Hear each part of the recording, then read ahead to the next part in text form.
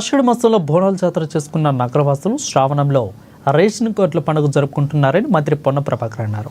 కేవలం ముషీరాబాద్ నియోజకవర్గంలో కనీష్ ఫంక్షన్ హాల్లో లబ్ధిదారులకు నూతన రేషన్ కార్డులను ఆయన పంపిణీ చేశారు.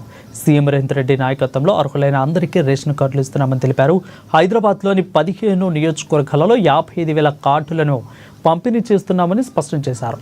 ఇంకా 1,00,000 రేషన్ కార్డుల వెరిఫికేషన్ నడుస్తున్నట్లు వెల్లడించారు.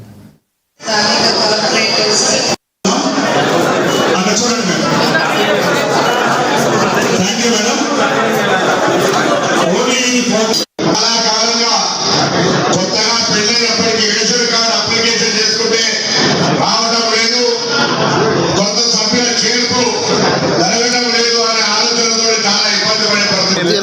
హైదరాబాద్ 55,000 రేషన్ కార్డులను నూతనంగా ఇవ్వడంతో పాటుగా కొత్తగా మార్పులు చేర్పుల పేరు మీద 2 లక్షల పైన కొత్త సభ్యులను ప్రభుత్వం పరిశీలన తర్వాత వాటి అర్హతను బట్టి నిర్ణయించాలి.